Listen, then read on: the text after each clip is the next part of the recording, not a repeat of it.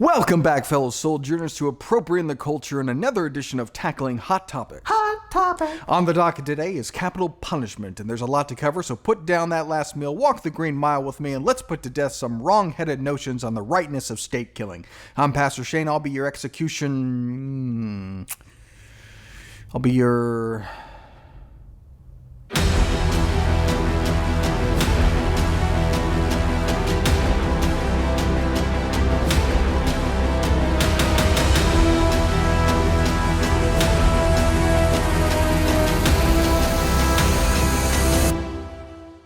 According to Gallup, support for the death penalty in America has been declining over the past 20 years, and many Christians, particularly our Catholic brothers and sisters, have soured on capital punishment, and many others are in need of clear thinking on this issue.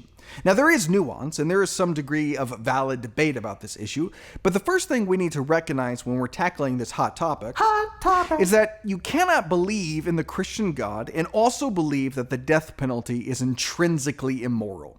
Those are two thoughts that do not go great together. It's basically the antithesis of a Reese's peanut butter cup.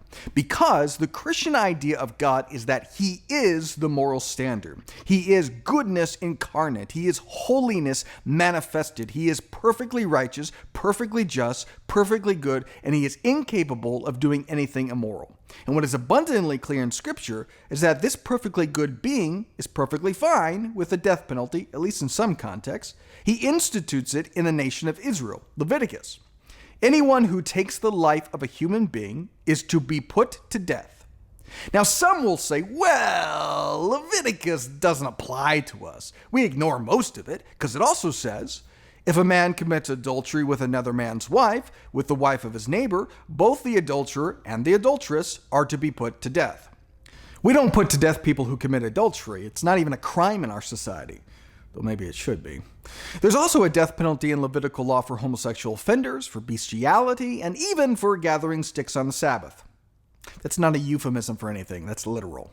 While the Israelites were in the wilderness, a man was found gathering wood on the Sabbath day. Those who found him gathering wood brought him to Moses and Aaron and the whole assembly, and they kept him in custody because it was not clear what should be done to him. Then the Lord said to Moses, "The man must die. The whole assembly must stone him outside the camp." So the assembly took him outside the camp and stoned him to death as the Lord commanded Moses.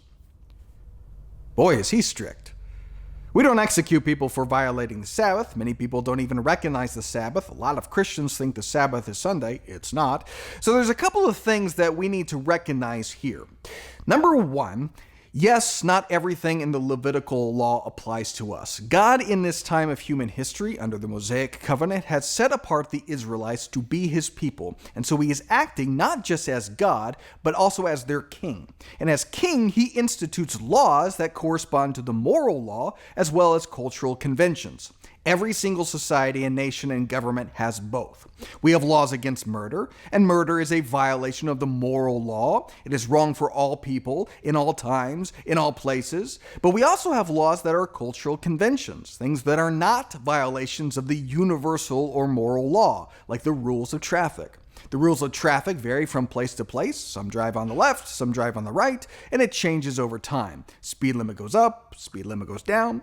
Now, that doesn't mean that there isn't a moral component to obeying cultural conventions or no consequence for violating cultural conventions. There are. The tax code is a cultural convention. It varies from place to place, and it changes over time. What was illegal one moment can be perfectly legal the next. But it's still wrong to violate the tax code, and if you do, you can wind up in jail. Just ask Capone. So yes, if you gather firewood on the Sabbath, you pay the penalty for violating the law of the land.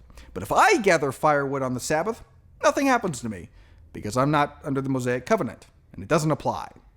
But how do we distinguish between cultural conventions and moral universal laws? Well, the funny thing is, the Bible is actually quite helpful with that. Let's just take a look at the Sabbath. It says, "Who are you to judge someone else's servant? To their own master's servants stand or fall, and they will stand, for the Lord is able to make them stand.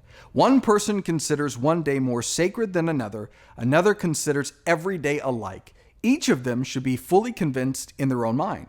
Colossians, "Therefore, do not let anyone judge you by what you eat or drink, or with regard to a religious festival, a new moon celebration, or a Sabbath day."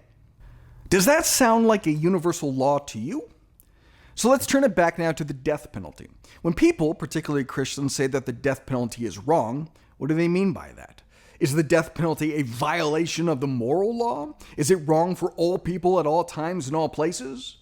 No, clearly not, because God institutes it in at least one context, so you cannot believe in the Christian God and simultaneously hold to the notion that the death penalty is intrinsically or inherently wrong.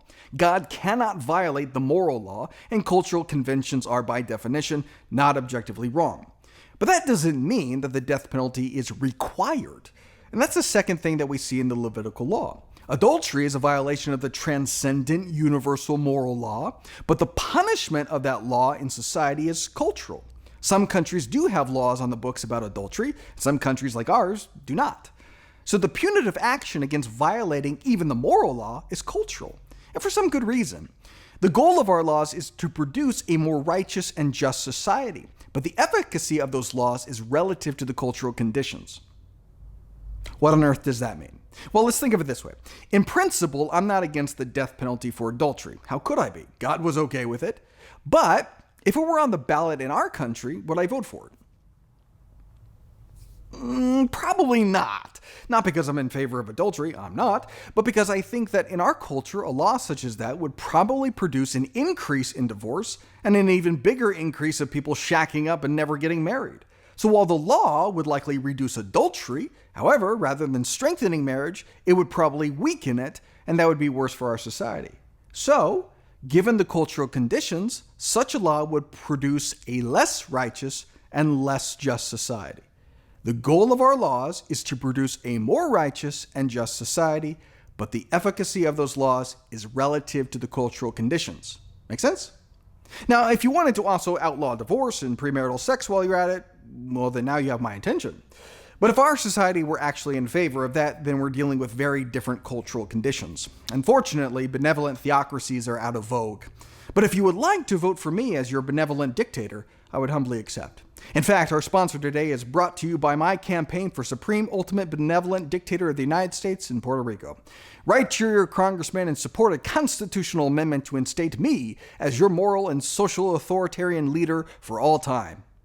We're in California. What do you got to lose? Though I can't guarantee that all actions will be benevolent. There are trade-offs. Earthly justice systems are not perfect, and sometimes our laws are an expression of prudence. Take Proposition 47, which passed in California in 2014 and was supported by the state Democratic Party and by the American Civil Liberties Union. The idea behind it was to reduce certain nonviolent felonies to misdemeanors in order to free up resources for cops and prosecutors to focus on violent offenders. Which, okay, could make sense. You could see how that might produce a more righteous and just society, but here's the actual effect. Yep, just stealing things. Got a big old sack full of stolen goods.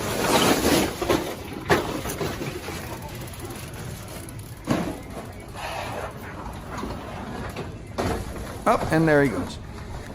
That was in San Francisco, which has seen the largest uptick in petty crime in any U.S. city. Larceny, vandalism, burglary, shoplifting, if it's not grand theft, are low priorities and misdemeanors. Rachel Michelin, president of the California Retailers Association, said, "They know what they're doing. They will bring in calculators and get all the way up to the $950 limit. One person will go into a store, fill up their backpack, come out, dump it out, and go right back in and do it all over again." Prop 47 is not exactly a law that is producing a more righteous and just society. It can be prudent to be more lenient, like in the case of adultery, and it can be prudent to be more strict, like in the case of petty crimes, in order to produce a more righteous and just system, which is the goal of our laws. In terms of the death penalty, as we've seen, there is nothing intrinsically morally wrong with it. So the only question left to consider is whether or not its use in our culture for heinous crimes produces a more just and righteous society or not. Well, I'm not going to answer that question. Cliffhanger ending. You'll have to tune in next week where I'll address the best and worst, brightest and dumbest arguments against the death penalty and solidify my position as the best candidate for supreme ultimate benevolent dictator of the United States and Puerto Rico. But to start the thought process, I want you to consider Genesis chapter 9, verse 6. Whoever sheds the blood of man, by man shall his blood be shed. For God made man in his own image. That is a statement that is not from the Levitical law. It predates Levi. It's not from the Mosaic covenant. It predates Moses. The justification for capital punishment in that text is the imago Dei, the image of God. But all of mankind is made in the image of God, so is the death penalty really a cultural issue? Are the numerous nations that don't have the death penalty sinning when they don't execute murderers? Cliffhanger ending. Let me know what you think. Leave a comment on Facebook, Twitter, Instagram, Locals, or all of them, and I'll see you back here for the exciting finale.